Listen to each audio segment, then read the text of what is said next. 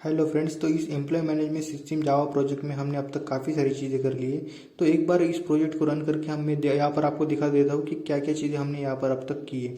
तो सबसे पहले हमने एक मेन फ्रेम बनाई थी जिसके ऊपर इमेज वगैरह और बटन्स को लगाया था।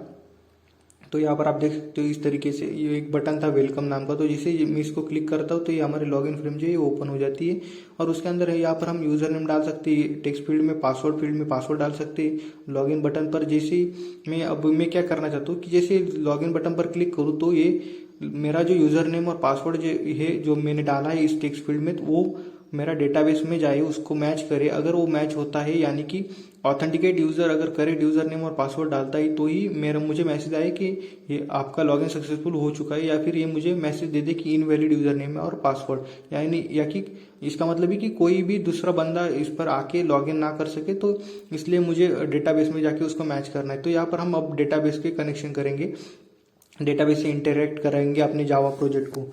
तो जैसे मैंने आपको पहले कहा था हम पोस्टग्रेसक्यूएल डेटाबेस को यूज करेंगे, आप माईएसक्यूएल डेटाबेस को भी यूज कर सकते हो। दोनों में ज़्यादा डिफरेंस कुछ है नहीं, थोड़ा बहुत डिफरेंस क्वेरी वगैरह का हो सकता है, उससे ज़्यादा नहीं है। तो आपको पोस्टग्रेसक्यूएल को जो है वो डाउनलोड कर लेना है। तो कैसे पोस्टग्रेसक्यूएल को डाउनलोड करना है उसका मैंने एक वीडियो बना दिया है। तो उसकी वीडियो की लिंक मैं अब इस वीडियो के डिस्क्रिप्शन बॉक्स में डाल दूंगा, ठीक है। उसके बाद हमें और एक चीज की जरूरत पड़ेगी पोस्टग्रेसक्यूएल डेटाबेस के साथ, वो होती है जार फाइल, जो कि हमें अपने जावा प्रोजेक्ट से इंटरेक्ट करवा देती है डेटाबेस से। तो उसको जार फाइल को कैसे डाउनलोड करना है उसका भी वीडियो का लिंक मैं डिस्क्रिप्शन में डाल दूंगा, या फिर आप सिंपली गूगल पे जाके उसको डाउनलोड कर सकते हो। वीडियो मैंने बनाया नहीं है तो वहां से आप डाउनलोड कर सकते हो। काफी सिंपल है डाउनलोड करना, ज्यादा कुछ नहीं होता। तो वहां से आप डाउनलोड कर सकते हो। तो हमें कनेक्शन बनाना है सबसे पहले डेटाबेस के साथ। तो मैं एक क्लास बना लेता हूँ। यहाँ पर आप पैकेज पर राइट क्लिक करने के बाद न्यू पर जाके एक जावा की क्लास बना लो कनेक्शन की, ताकि मुझे बार बार उस कनेक्शन को एस्टेब्लिश ना करना पड़े, ठीक है। तो यहाँ पर मैं एक जावा क्लास बना लेता हूँ, जावा क्लास पर आके कनेक्शन के नाम से। तो डेटाबेस कनेक्शन नाम से मैं एक क्या करूंगा, एक जावा का क्लास बना लूंगा, ताकि मुझे बहुत बार अब डेटाबेस से इंटरेक्ट करना पड़ेगा या एम्प्लॉय को ऐड अपडेट डिलीट करने के लिए। तो मैं एक सेपरेट क्लास बना लेता हूँ और उस क्लास के ऑब्जेक्ट को हर बार कॉल कर लूंगा, ताकि मुझे बार बार उस कोडिंग को करना ना पड़े। तो ठीक है, तो यहाँ पर हम यहाँ पर क्या करेंगे, यहाँ पर एक क्लास बना लेंगे और उस क्लास का नाम रख देंगे डेटाबेस कनेक्शन, ठीक है। तो बार बार हम उसी क्लास को यूज करेंगे ताकि ड्राइवर को लोड करने में, कनेक्शन को वहाँ पर कनेक्ट करने के लिए बार बार मुझे कनेक्शन वगैरह का ऑब्जेक्ट ना बनाने पड़े। तो ठीक है, तो इस चीज़ को करने के लिए हम क्या कर लेंगे, यहाँ पर एक क्लास बना लेंगे। तो यहाँ पर मैं क्लास का नाम दे देता हूँ। तो यहाँ पर डेटाबेस कनेक्शन नाम से हम क्या कर लेंगे, एक क्लास बना लेंगे जावा के, ठीक है। तो डेटाबेस कनेक्शन नाम की मैं यहाँ पर क्लास बनाऊंगा।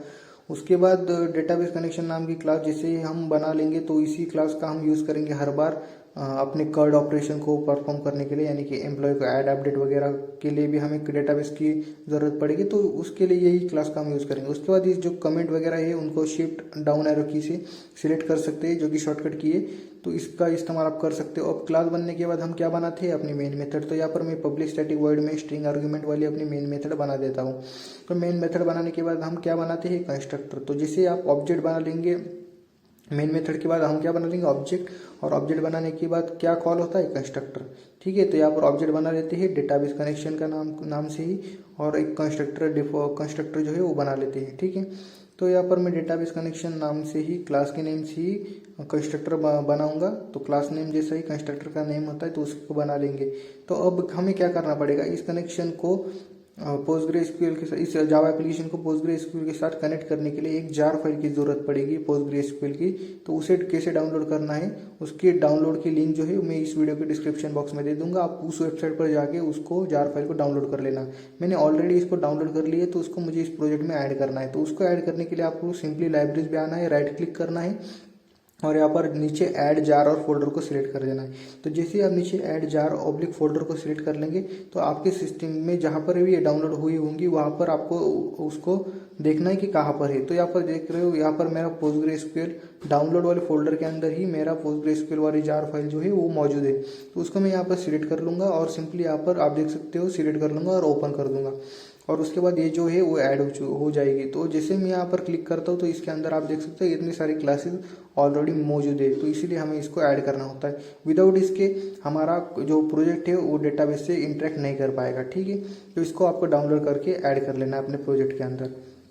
तो अब आपको पता होगा डेटाबेस के साथ कनेक्शन बनाने के लिए हमें कुछ स्टेप्स को फॉलो करना पड़ता है। तो अब उससे पहले मुझे एक ट्राई कैच ब्लॉक को यहाँ पर लगाना होगा, क्योंकि डेटाबेस एक एक्सटर्नल एंटिटी है, एरर आने के चांसेस इसमें ज़्यादा हो सकते हैं। तो इसलिए मैं यहाँ पर ट्राई कैच ब्लॉक लगा लेता हूँ ताकि एरर जो है वो कैच हो जाए इसी के अंदर। तो सबसे पहला स्टेप होता है कि अपने कनेक्शन बनाने का, वो होता है डेटाबेस के साथ इंटरेक्ट करने का। जो पहला स्टेप होता है वो होता है लोड द ड्राइवर, यानी कि जो भी हम ड्राइवर यूज़ कर रहे हैं उसको लोड करना। तो हम पोस्टग्रेसक्यूएल का ड्राइवर यूज़ कर रहे हैं तो उसको हम लोड करेंगे। तो उसके लिए क्लास नाम की क्लास का यूज़ करेंगे, डॉट उसके अंदर एक स्टैटिक मेथड होता है फॉर नेम, और फॉर नेम के अंदर अब हम बता देंगे कि हम कौन सा ड्राइवर जो है वो यूज़ करें। तो हम org.postgresql.driver इस ड्राइवर का इस्तेमाल करेंगे पोस्टग्रेसक्यूएल के साथ कम्युनिकेट करने के लिए, ठीक है। तो अगर आप माइस्क्यूएल यूज़ कर रहे हैं तो उसका जो भी मेथड होगा, जो भी उसका ड्राइवर का नेम होगा वो आपको देना होगा, जैसे कि JDBC CJ डॉट कुछ तो है, ऐसा कुछ तो है, वो आपको वहाँ पर बताना होगा। तो यहाँ पर पोस्टग्रेसक्यूएल इसलिए मैंने यहाँ बताया, और मैंने यहाँ पर एक मैसेज भी दे दिया कि ड्राइवर जो है वो लोड हो चुका है, ताकि हमें कंसोल पर पता चले कि ड्राइवर लोड हुआ है या फिर एरर आई है, ठीक है। ठीक है, उसके बाद हम सेकंड स्टेप फॉलो करेंगे। सेकंड स्टेप होता है एस्टेब्लिश द कनेक्शन, ठीक है। तो मैं यहाँ पर कमेंट में बता देता हूँ कि हम क्या कर रहे हैं, ताकि आपको पता चले कि ये कोड किस चीज़ के लिए इस्तेमाल हो रहा है। तो मैं यहाँ पर बता देता हूँ एस्टेब्लिश कनेक्शन, कमेंट कर देता हूँ इस लाइन को, और उसके बाद हम एक कनेक्शन को इस्टेब्लिश करेंगे। तो कनेक्शन को इस्टेब्लिश करने के लिए हमें उसको एक ग्लोबली डिक्लेयर करना पड़ेगा, कनेक्शन जो एक इंटरफेस है।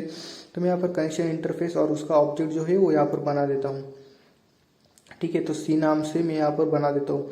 उसके बाद यहाँ पर आप देख सकते हैं एक पैकेज भी इंपोर्ट हो चुका है, और एक आपको पैकेज को इंपोर्ट करना होता है java.sql, ताकि SQL की जो भी क्लास है उसके अंदर जो भी मेथड है उनको हम इस क्लास के अंदर यूज़ कर पाए, ठीक है।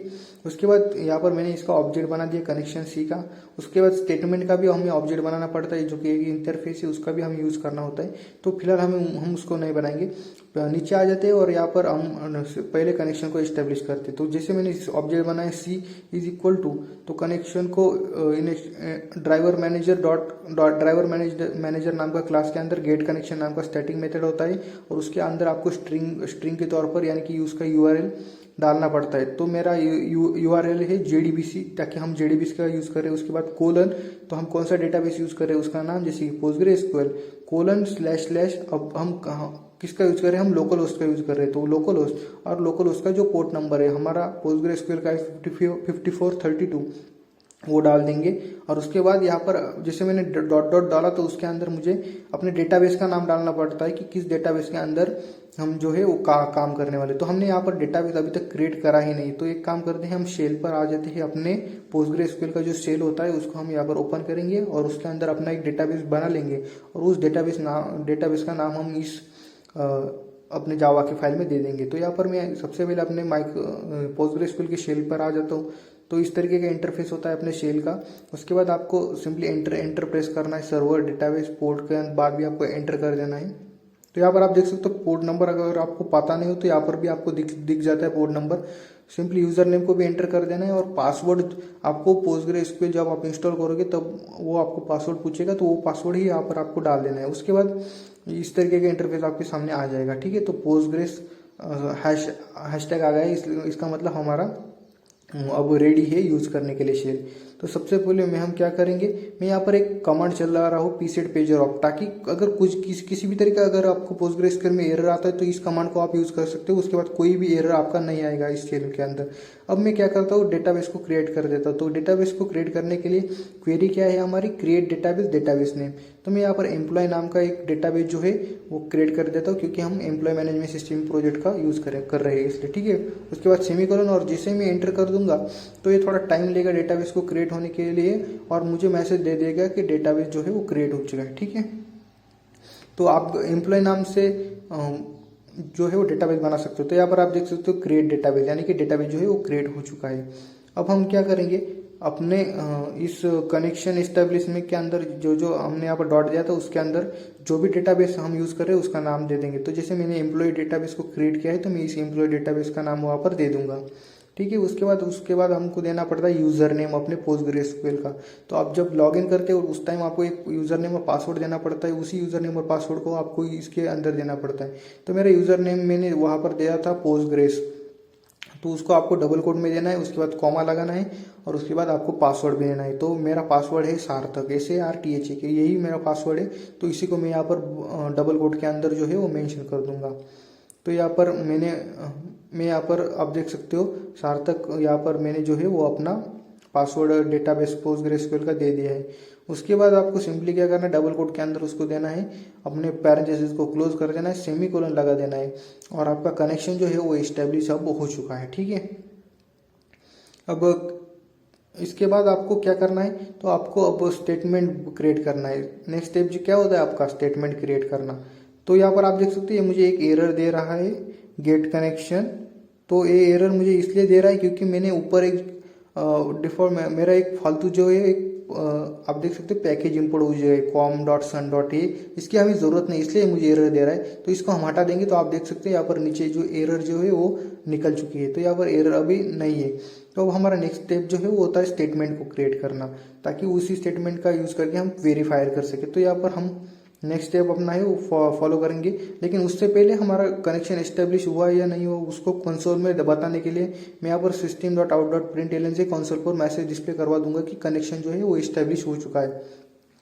तो मैं यहाँ पर लिख देता हूँ डबल कोट में कनेक्शन एस्टेब्लिश, ताकि हमें पता चले कि कनेक्शन एस्टेब्लिश हुआ है या फिर कोई एरर आ चुके हैं। ठीक है। तो यहाँ पर आप इस मैसेज को दे देना ताकि आपको दिक्कत ना हो कोडिंग करते समय। अगर कोई एरर आती तो वो आपको समझ में आए कि एरर किस लाइन के ऊपर आई है। ठीक है। अब नेक्स्ट स्टेप जो है हमारा वो है क्रिएट स्टेटमेंट। तो हमारा थर्ड स्टेप होता है JDBC का डेटाबेस से कनेक्ट करने के लिए एस्टेब्लिश कनेक्शन, और उसके लिए हमें स्टेटमेंट इंटरफेस को यूज करना पड़ता है। उसका एक ऑब्जेक्ट बना लेंगे ग्लोबली, ताकि हम स्टेटमेंट और कनेक्शन इन दोनों को बाहर भी यूज कर सके, इसलिए मैं उसको ग्लोबली डिक्लेयर कर रहा हूँ। तो मैंने इसका ऑब्जेक्ट बनाया यस के नाम से, और उसके बाद कनेक्शन का ऑब्जेक्ट C.create स्टेटमेंट मेथड। ठीक है। और इसी तरीके से हमारा जो है वो कोडिंग जो है वो कंप्लीट हो चुका है इस डेटाबेस कनेक्शन क्लास का। ठीक है। तो इस तरीके से हम क्या करेंगे, कनेक्शन क्लास का यूज करेंगे। उसके बाद आपको कैच ब्लॉक में e.print ताकि आपका कोई एरर आए तो वो प्रिंट हो जाए। ठीक है। तो इस तरीके से हमने जो है वो कनेक्शन क्लास बनाया, उसके अंदर डेटाबेस को ड्राइवर को लोड किया, कनेक्शन एस्टेब्लिश किया और बहुत सारी चीजें और भी की, स्टेटमेंट का ऑब्जेक्ट बनाया। ठीक है। तो अब हम क्या करेंगे नेक्स्ट वीडियो में, लॉगिन फ्रेम के अंदर जो भी यूजर नेम और पासवर्ड मिलेगा उनको हम लॉगिन डेटाबेस के अंदर चेक करेंगे, और लॉगिन सक्सेसफुल होता है या इनवैलिड होता है वो वहां पर हम देखेंगे नेक्स्ट वीडियो में। तो इस वीडियो में हम इतना ही रखते हैं, मिलते हैं नेक्स्ट वीडियो में, तब तक के लिए बाय, टेक केयर।